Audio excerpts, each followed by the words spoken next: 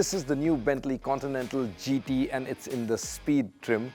Now, it is a fairly significant update over the previous car. Significant because there are some dramatic departures in terms of styling, as you can probably see, and Continental fans will pick that up easily, and big changes under the hood.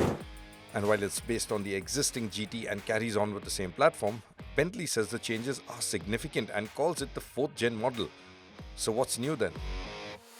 Let's begin right here at the front. Now, like I was saying, the big drastic change from the predecessors is the headlights. Gone is the signature twin pod lights, and you have a single still round or oval light. The units also have a cool eyelash style DRL that's very reminiscent of the Batur, and it looks really neat here too. The units also have very intricate jewel-like detailing. The bonnet is smoothly contoured and carries on with the single center crease, which looks nice and sharp. The grille, it uses the diamond patterns. But I have to say, I'm not a big fan of the integration of, ADAS equipment, as you can see from the radar and the camera. So that's also something new with the new Continental. I only wish it was better integrated, but that aside, the front is just gorgeous. Now at the side, things are very familiar. A resting beast is what Director of Design Robin just briefed us about. He said a resting beast is the inspiration for the Continental, and you can see that from this very long sort of front end, which is to signify the long paws of an animal. And at the back, these flared haunches sitting squat. It does look quite dramatic, very, very effective, and they say they took inspiration from a tiger. So there's even small little elements like these alloys, which have a kind of forward pug-like design element to them. 22-inch rims are standard, and there are multiple styles to choose from. Now at the rear, the big change for me at least is this area, which actually had in the previous car an active spoiler. That's all gone. It's all clean and looks really nice in my opinion. I really like the fewer lines that there are.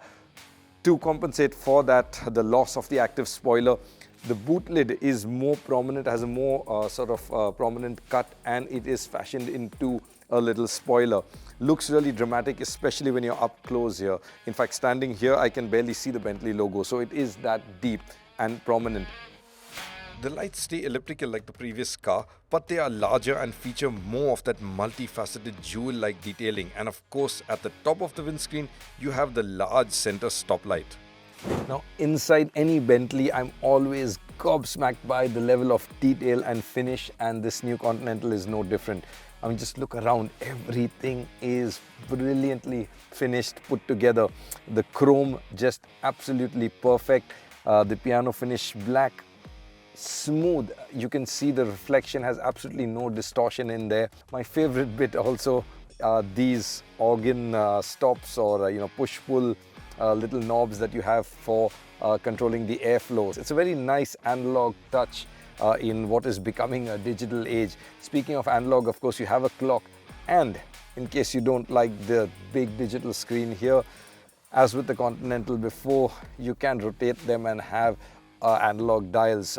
And when you switch off the car, of course, it rotates the third rotation and you have the same finish as this. So it's just one continuous carbon fiber or wood, depending on how you specify your Bentley. There's a lot of new tech baked in as well, like wireless phone projection for Apple and Google, connectivity tech that can pre-cool or preheat the cabin, including the seats, and inbuilt apps like Spotify. So that's the new Continental inside. Under the hood, it's a big technical change. The famed W12 engine is no more, and instead the GT now gets a more powerful plug-in hybrid V8 that puts out a combined 782 horsepower. That's more than 100 horsepower more than the W12, while torque is a massive 1000 Newton meters sent to all four wheels via an 8-speed auto box. What's it like to drive? We got early access to a camouflage car, and in case you haven't seen that video as yet, the link is below in the description. So that's the new Continental GT. When's it headed to India and how much would it cost? Well, from what we hear, 6 crore rupees is what it would cost, and you can expect it to hit showrooms later this year.